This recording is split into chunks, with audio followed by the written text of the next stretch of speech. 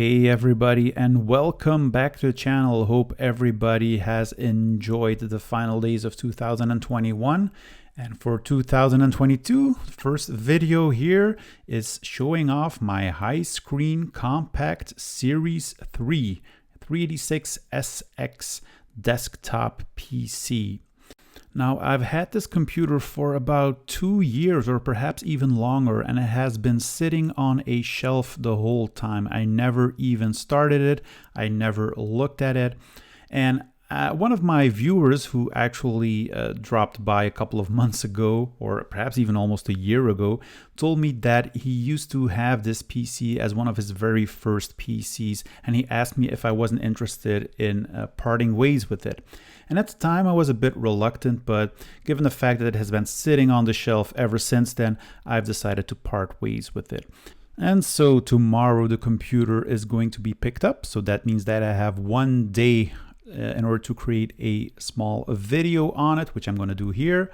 And I just want to go over the system a little bit because I really like this desktop case design. Power button, turbo, reset button. We've got a power LED, hard drive LED, and the speed indicator. We also have a 5 1/4 inch disk drive, a quad speed creative CD-ROM drive, and a 3.5 inch disk drive. So this is the Highscreen Kompakt Series 386SX, and this is the Highscreen is basically a lineup from Vobis Computers, which is an IT specialist, very popular in Holland and Germany. They made tons of desktops and tower PCs in the 90s, and I particularly like this case here. I mean, just look at it. Has everything you need in terms of a retro PC. We have the 5 1/4 inch floppy drive. We have the quad speed CD-ROM drive. At the back, it just oozes that retro feeling here. We have a network adapter, modem, parallel ports, and a video card. We have the power supply here, pretty standard stuff. The serial ports are located here and are not on a card. So this is a Kompakt ATSX, aka baby case. The 2 serial ports have been mounted here in this space specifically made for that in the back of the case. We have the old school AT style keyboard connector, and we also have the Vobis quality control label here on the back of the case. In terms of expansion cards, we obviously see a networking card. We see what appears to be a modem card, a card with a parallel port and a game port, and the video card. Now, before I turn it on, I do want to see what we have inside. So let's take off this case cover here. And upon looking at it, I could immediately see that this was not a 386SX. So this computer definitely got an upgrade because we have a socket 7 CPU here. I also see some expansion cards, some of them which are PCI. So yeah, definitely an upgrade project from back in the day. Here you can see the socket 7 CPU. It's an Intel CPU with an Intel cooler attached to it. Let's see what kind of CPU we have here. So this appears to be a Pentium 166 MMX. So we'll take a look at that and see if it still boots. I already see the Octec stickers on the chipset here. So Octec is a brand that was found in a lot of Vobis Highscreen computers. So it was probably an upgrade done by Vobis itself. So yeah, let's turn it on and see what she does. The first thing that I noticed is what the LED display wasn't working, which is always a bit of a shame because these things are, damn tricky to get up and running. But the computer does start. We have the Pentium MMX 166 MHz, so that's really cool. And then the computer was just sitting there. I also didn't hear that typical sound of a hard drive spinning up, so most likely the computer didn't come with a hard drive. But luckily we did have one silver lining because as soon as I touched that turbo button there beneath the LED speed display, the speed display started illuminating, which was really nice. So it was set to 25 megahertz, which is probably normal for a 386 SX, and you could tone it down to 10 megahertz. Now, obviously, this being a Pentium 166 MMX, the turbo button will serve no function, as there is no turbo functionality on the Pentium 166. Entering the award BIOS, we could see that there was originally a 1.6 gigabyte hard drive installed, which is absent. So that's why it took a while to boot. But other than that, the settings are still there. We see the 1.2 megabyte hard drive as the A drive and the 3.5-inch disk drive as the B drive. So normally these are turned around, but I can imagine that perhaps, initially this only had a 5.25-inch disk drive, which served as the A drive, so they just kept it like that. Now, I did want to test that 5.25-inch disk drive because those aren't always known to work properly. So let me just see if I can boot with a DOS 3.3 boot disk that I have here. And it's definitely reading the disk. And as you can see, it has booted into MS-DOS 3.3, and I can load up the directory listings just fine. So the floppy drive seems to be working fine. So that's already good. I also wanted to test the 3.5-inch floppy drive and the CD-ROM drive, so what better way to do that than to install Windows 98 and boot from a Windows 98 floppy. That way we can test not only the floppy drive but also the CD-ROM drive. And there we hit a little bit of a roadblock because although the computer does detect the CD-ROM drive during post, there is no way to get the CD-ROM driver to load. Normally, I think it should be able to run with the standard, IDE CD-ROM device driver like the ones provided by the Windows 98 startup disk, but it just didn't want to work. The Creative Quad Speed CD-ROM drive did seem to work. I mean, the LED was flashing as the driver was attempting to load it. It did make kind of an odd sound as I was opening up the drive and the tray came out. So yeah, not really sure if this is driver or hardware related, but I couldn't get the CD-ROM drive to work in the short time span I still had with the computer. Now, if we look at the internals of the machine, I don't really see at first glance a place where you could mount a hard drive. We have the 3.25-inch disk drive here, and the two 5.25-inch drive bays are also taken up by the CD-ROM drive and the 5.25-inch floppy drive. The IDE cable and power cable for the hard drive are located here, so I can only imagine that there used to be a bracket there where you could mount a 3.5-inch hard drive, because other than that there's just no room in this case to store a hard drive. So yeah, we have a standard desktop layout. We have the socket 7 CPU here, a couple of expansion cards, so let's take a look at those and see what we have.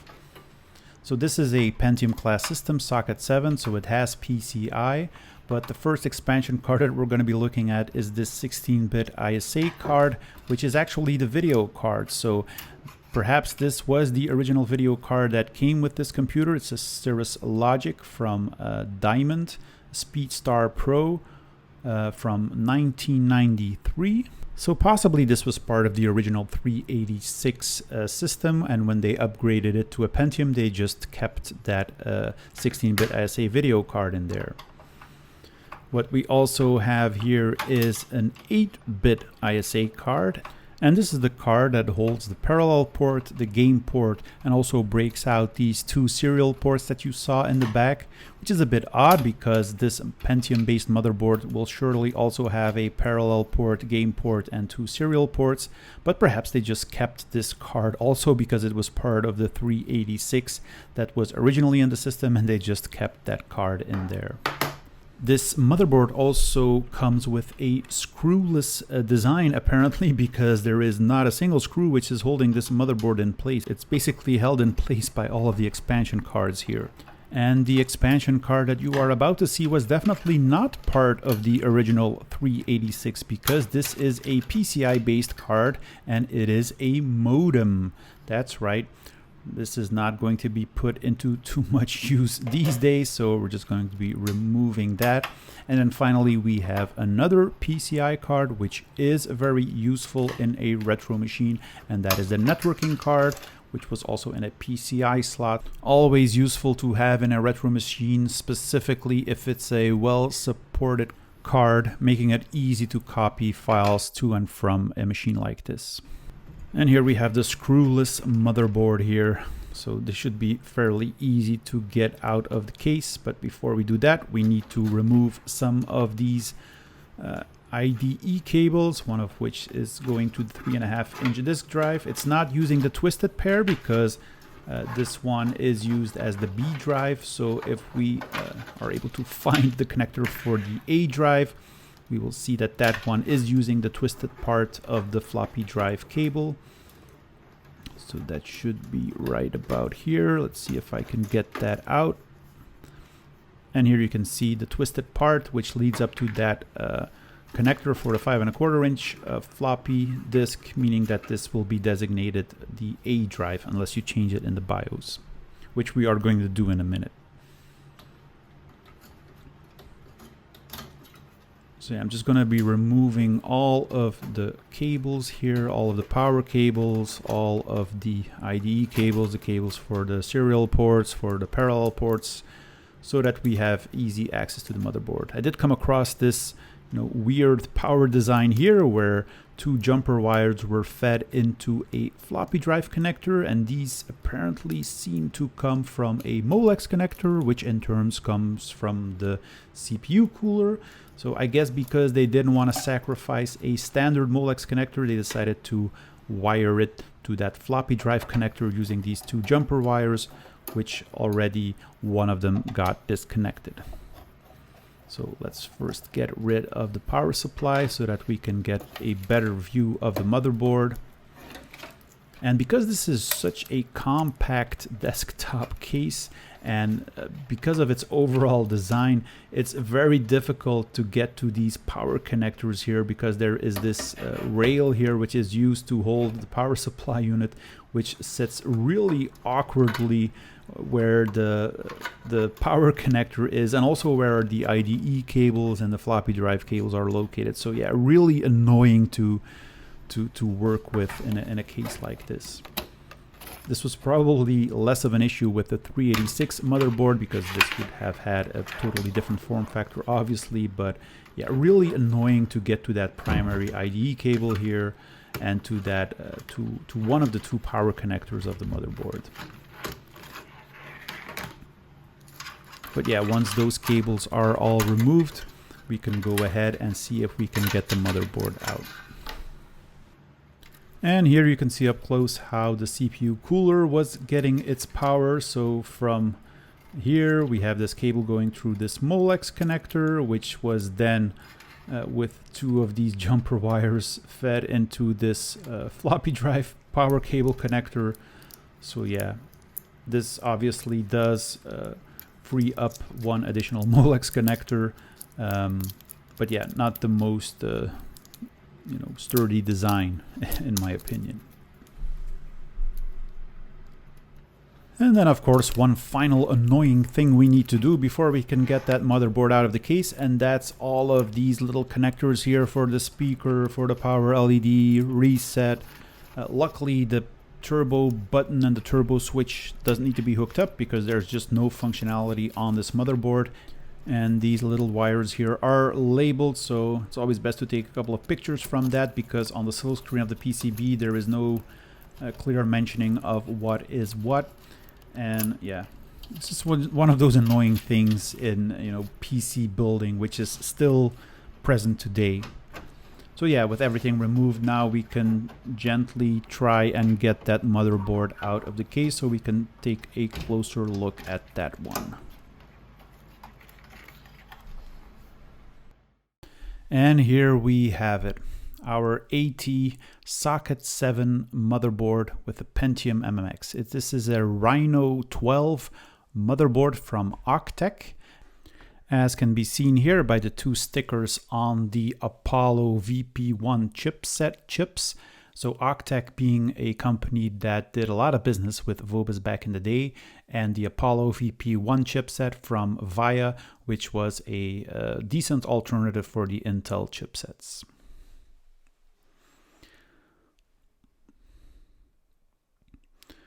We have support for both EDO-RAM and SD-RAM, which was one of the selling points of the Apollo VP1 chipset.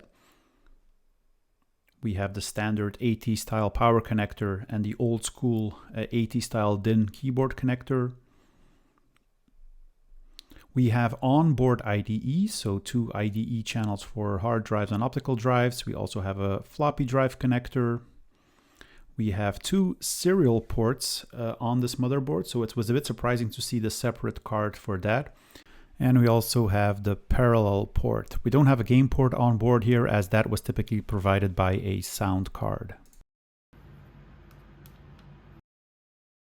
We also have 3 PCI slots, so 3 being pretty much a standard for these early Pentium boards, because a lot of focus was still on the ISA slot, so we have 4 of those. We have the Award BIOS here. We have a coin cell battery, which was quite normal for these types of motherboards. Voltage regulator here for the dual voltage CPUs, as we have an Intel Pentium 166 MMX CPU here in this socket 7 with the Intel branded cooler, which is kind of glued onto the CPU. So this is how these things were sold in one package. So you had the CPU and the CPU cooler in one nice little package. So yeah, 166 megahertz with MMX technology. To configure the CPU, there were lots of jumpers that we needed to set for the bus speed, the CPU ratio, as well as the voltage, but everything was clearly outlined on the silk screen of the motherboard, so that's really nice.